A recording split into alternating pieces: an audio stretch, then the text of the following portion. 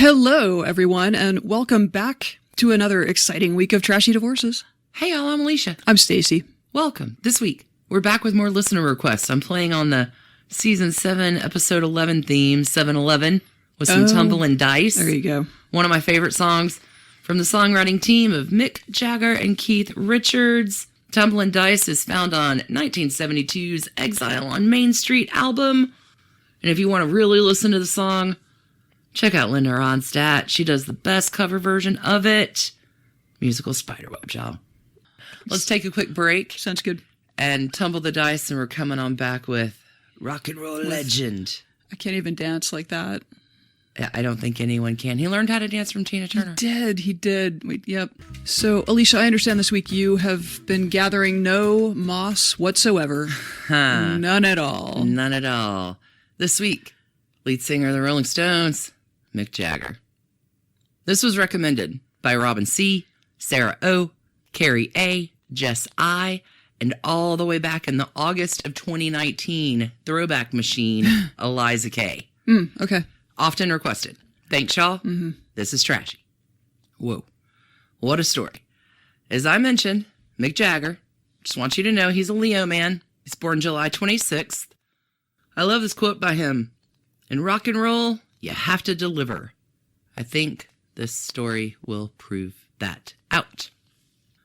Let's get into his one definite wife, his one other wife, depending on how the court sees it. That was right. I'm a little familiar.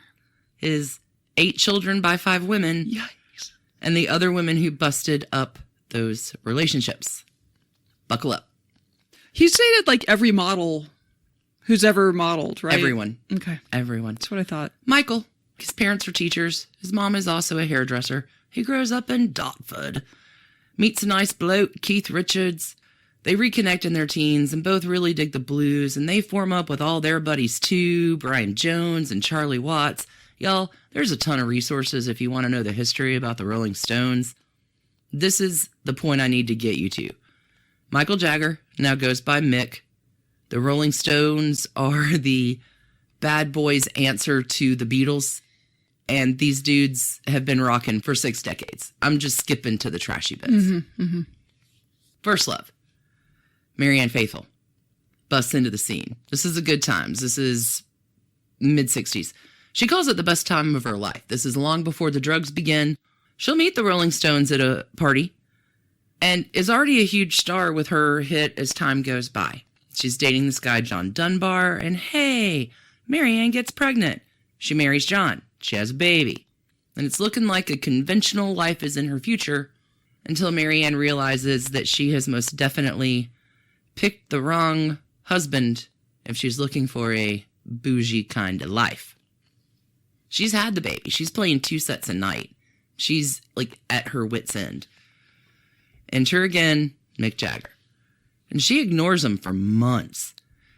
And Marianne Faithfull will say, completely, I ignored him, not realizing I didn't know this was the dead sure way to ensure that he would hassle me more and more. Have you met a Leo man? That's the gravy that entices. Okay. Tell him no, right? So Mick is hooked. And as Marianne Faithfull tells it, he's intelligent and funny and charming, and she falls in love. And it's sort of the meeting of rock and aristocratic worlds. Like, she's landed in a way that Mick is not necessarily. And I don't know what kind of power Mick Jagger has. I mean, I can guess that it has a lot to do with shoop-ing. Give me some of that.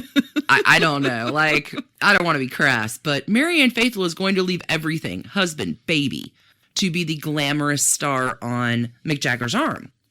Marianne's going to devote her time and energy into his music, and in so doing, kind of loses her inner self.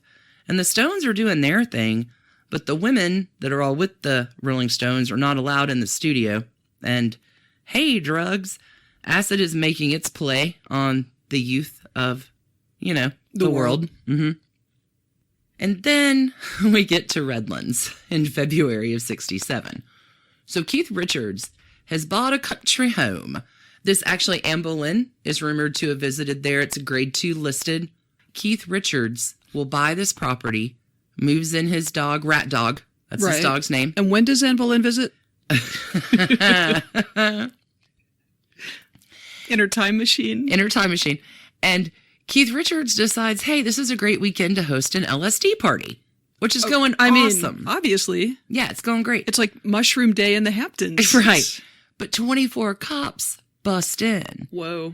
Okay, so the cops come in, and there's outrageous clothing or no clothing, and a bunch of stars stoned out of their minds in like alternate perception land. And here's Marianne Faithfull, nude, wrapped in a fur rug. And Natch, cops are like, these thugs are raping this innocent unicorn child of a girl woman. And most certainly she was drugged and raped by these men. So Mick and Keith are going to prison. Wow. Mm-hmm. What happens in this is that Mick and Keith, it gives them more bad boy street cred. Mm-hmm. Whereas this flex is totally opposite for Marianne Faithfull. She's diminished, demeaned, trampled. And now her image becomes this like fallen angel. Oh, I'm so angry. Which begins her descent really into the bad times and the drugs, because Marianne buys into it.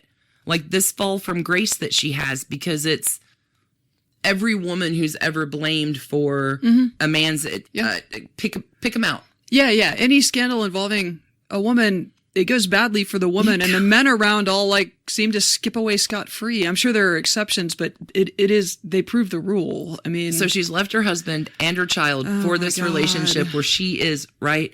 So all of this is going to play out internally inside Marianne. Yeah. And she will say, everyone was taking drugs, and you're young and you're rich. There's always going to be creepy people coming along to give you drugs.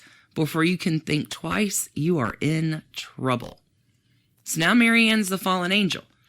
She's going to co-write a song with Mick called Sister Morphine, which is her next single, which is a song about a man dying in a hospital after he's had a car accident, right? She writes it with Mick, but from the title alone, people are like, come on, Sister Morphine? Like, how did you think that was going to play in 1969? It's pulled within 2 days. Oh, my God. From shock and horror from record store shelves. People are riled up. Like, why are you promoting drugs? Because they're fun. This is 1969. But you're saying it was in no way, it was not a drug promoting song. It was a story about a person who'd been badly hurt. And that is the narrative theme of the song. But maybe there was a little drug most certainly there's some double entendre. Puff the Magic Dragon. Now, the irony twist of this is that the Rolling Stones will put that same song, Sister Morphine, on their Sticky Fingers album. A few years later, nobody ever mentions it. Well, yeah, but it's the Stones. They promote drugs. Well, double standard much. Okay, by this point, in 69, 70, Mick has already been seeing another lady on the side. Marianne is going to move into acting and way more drugs, and Mick and Marianne Faithfull are not lasting. So what starts for them in 1966 will be over and done by 1970. And Marianne Faithfull will say, being the kept plaything of a great rock star was not my destiny. I really loved him. If we were in any other situation but the gilded cage, we could have had a wonderful life together. But the gilded cage wasn't really my bag. There's a new bag in town, and that's a baby bag filled with diapers and formula and shit, because the lady that Mick Jagger has been stepping out with, her name is Marsha Hunt. She's pregnant, and she's going to deliver kid number 1. Marsha's an actress, a singer, a model. She'll go on to be a novelist. The song Brown Sugar is about her. Mm-hmm. Different times, changing times. So interracial romance. Absolutely. Was that controversial? A little bit. Okay. Well, they kept it really quiet because Marsha's married. Oh. Oh, Mick. And Marsha was asked to model for the Rolling Stones. He's got a type, doesn't he? He's got a type. She's asked to model for the Rolling Stones Honky Tonk Women photo, which is how they meet. And they begin this like 9-10 month affair, but she's married, but now there's a baby. And they both know they really don't want to be together. But Marsha Hunt would really like his child claimed and taken care of financially. So this is going to result in a 10-year-long battle where Mick Jagger's like, nope. And Marcia Hunt continues to go back to court over and over to fight for the rights of her kid. What a dirtbag. Resulting in her finally winning the suit 10 years later in God. 1979. Yeah. Oh, Mick, what is wrong with you? Oh, it gets worse. Enter Bianca Perez Mora Macias. Bianca is going to be actual wife number 1. She meets Mick at an after party in France in September of 1970. Mick and Marcia are done. It's fine. A love affair is born. Bianca and Mick in love. She's happy to hang on his arm. She gets pregnant too. So these two are going to marry May 12th, 1971 in Saint-Tropez. And whoa, this wedding. There's a great article from Larry Getlin from the New York Post in 2016 about this whole grand spectacle. So this wedding happens in a few different ways. 75 friends Mick has flown in to attend, including Paul McCartney and his family, and Ringo Starr and Peter Frampton and Ronnie Wood. And Paul and Ringo are fighting, so they're seated far apart. Awesome. So the wedding morning in French law, you have to declare the property that you hold in common. And it is here at this time that Bianca learns that Mick Jagger owns basically nothing and threatens to call the whole thing off. But on the flip side of this, there's a 28-page prenup that she is supposed to sign. So she balks. She's out. Like, she wants to be done the morning of the wedding, which would leave Mick humiliated in front of his fancy guests. And I guess they work it out. So French law won, conquered. It's pesky stuff, though, because French law also states that before the church ceremony can be done, there needs to be a civil ceremony at the town hall, which is open to the public. This all seems very complicated. Mick Jagger goes to the mayor of the town. Like, man, can't you do something? This doesn't need to be public. If we have to go get married in your stupid courthouse, that's fine, but can't you close it? The mayor's like, I don't have any power to change that. Them's the rules, Mick. But meanwhile, paparazzi from all over the world have flown into this town to see the wedding, to get what they could get. Yeah. Hungry little scraps for the rock and roll wedding of the century, right? Nope. Now the whole town hall is open. Sure. And you've got press, paparazzi, parents, rock stars. Like, it is a PR person's nightmare. So there had been no research into how Zero. this would It gets worse for the PR guy. Logistically. I don't have his name written down, but there is a PR guy, and he has a really bad day. The soon-to-be ex-PR guy. Okay. So everybody, like press, paparazzi, people vacationing. What? Mick Jagger's getting married in town today? Let's Awesome. go get a drink and go watch. Okay. They're like, this is better than our wildest dreams. So here's Mick and Bianca in their wedding clothes, pushing their way through the crowds down to the town hall. It's packed. Mick's father is horrified.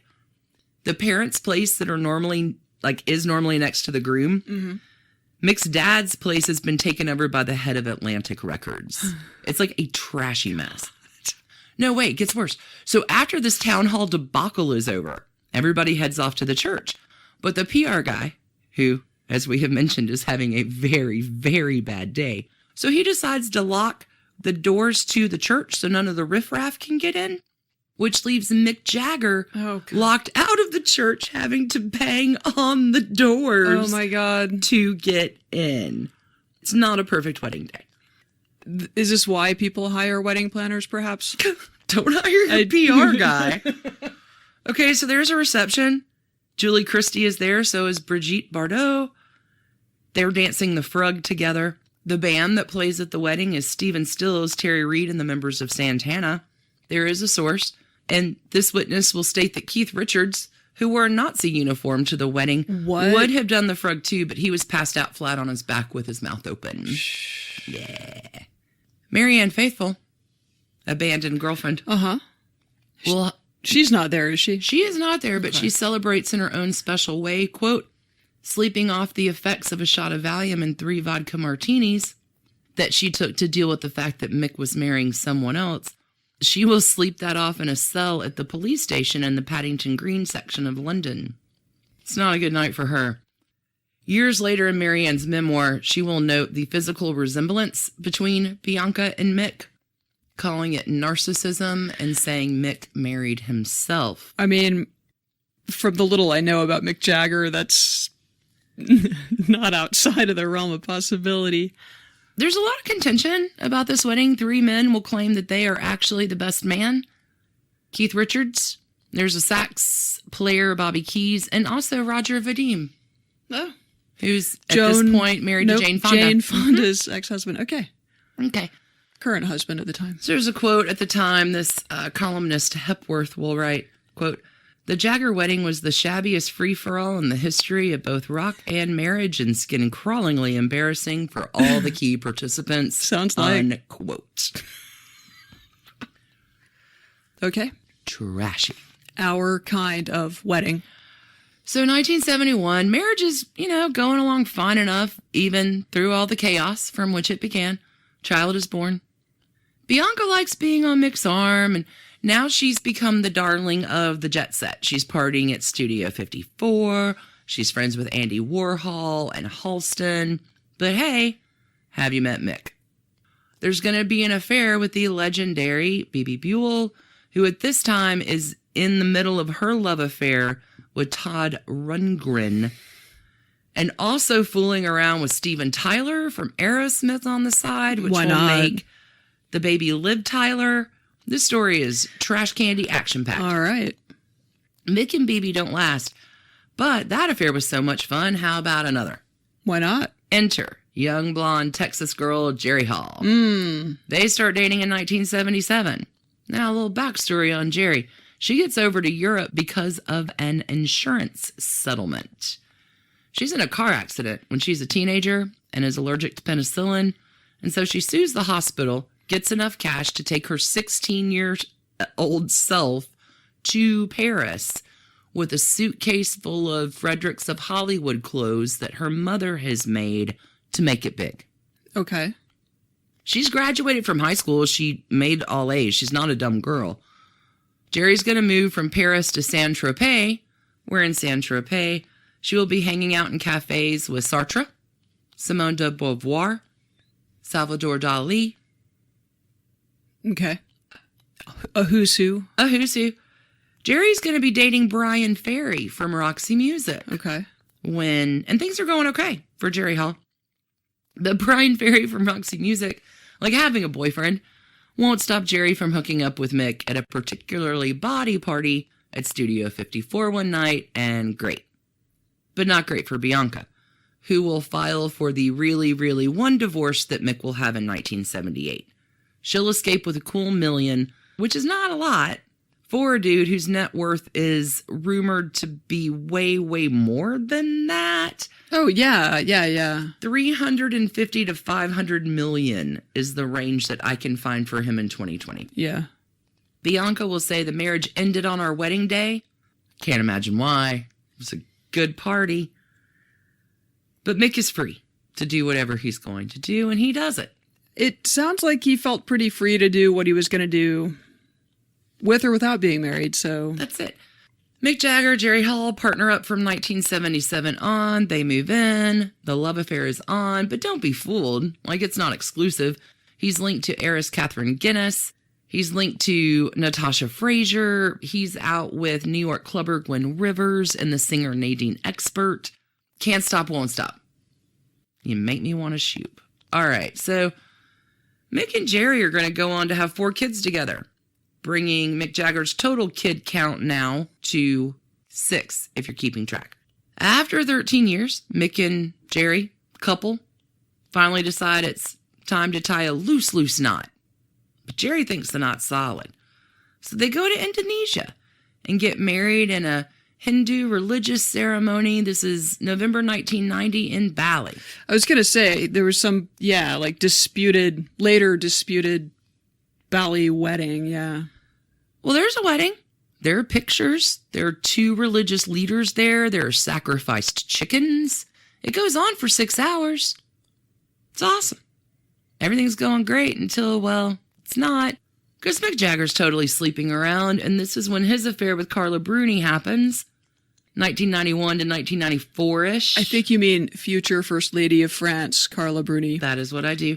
And I guess Jerry's okay with her Leo man until Mick gets a new girlfriend, Brazilian model, Luciana Morad, and she's pregnant. There's a DNA test and all that jazz. And they began their affair a while ago, but I guess this baby is just one step over the line for Jerry. So Jerry's like, great, I'm going to divorce court. She wants $50 million.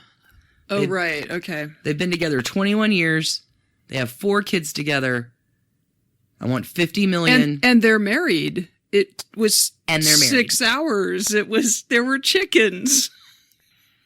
And Mick is like, not so fast, love. I don't believe we were ever really married. See, that was just a pretend ceremony. We never filed any civil papers, and I know all how that goes because of French law back from the first marriage that went south. Sorry, babe. And Jerry's pissed. And she's going to take it to court, where the couple, after some wrangling, will be granted an annulment in 1999. There's no divorce. The marriage is said to be null and void, like it just never happened. Mick's bank account is going to tell a different story, although details of the settlement are undisclosed. It is rumored to be about £30 million. Yeah, I would think that after 2 decades, 4 kids, that even if you weren't technically married, that your proto-spouse has a claim. I love this quote by Jerry Hall. All of our friends are the same friends. We like the same people. We got on great, except he slept with lots of other people, which was horrible. Otherwise, he was perfect. And now she's Mrs. Rupert Murdoch. That is the truth. I love this one particular line. This is from a July 1999 Independent piece talking about Mick Jagger. His bedpost is not so much notched as whittled to a fine point. Although it sounds accurate. Mick, single again, tumbling the dice. This is technically the end of the legal wrangling in the divorce and family courts of Britain and Wales. But worth a mention. In 2000, Mick will begin a thing with Sophie Dahl, who is the granddaughter of British author Roald Dahl and actress Patricia Neal. Spiderwebs. This goes on for a year. Mick is going to find a new love, Loren Scott. She's a stylist and fashion designer. This lasts from 2001 until, sadly, her death in 2014. Loren dies by suicide following a period of depression. Mick will go on to set up a trust in her honor at London's Central St. Martin's College. Currently, don't worry, Leo man still has things to do. Currently, Mick is with a ballet dancer whose name is Melanie Hamrick. They welcomed a new baby into the world in 2016, making kid number 8. Mick, happy father, 73 years old, to Melanie's 29 years old. So, 1 divorce, 1 annulment, 8 kids, 5 women, and a bed that could tell some stories. I don't even know how to trash can on this one. It's tough, right? I feel like he's mostly the man to blame. So I'm going to award Mick Jagger a Studio 54 full of trash cans, and all of those trash cans are filled with DNA tests. And that is the trashy divorce love saga of Leo man, Mick Jagger. It's weird how our subjects today do kind of align. Like, just no... monogamy is just not a thing to some people. Call me the tumbling dice. I mean... yeah, fever in the funk house now. Ladies love Mick Jagger. Quite the showman. So there you go. Hope y'all enjoyed that. Thank you for coming back to spend your time with us this week. Trash Pandas, thanks for listening. Trashy Divorces is written and produced by us, Stacie and Alicia, for Hemlock Creatives. You can contact us at trashydivorces@gmail.com. Our art is by Sydney V. Smith. Sydney V. Smith at carbonmade.com. And our music is used with permission of Ratsy. You can find her at Ratsy Store on Instagram. Check out episode sources, photos, soundtracks, merch store, and more at trashydivorces.com.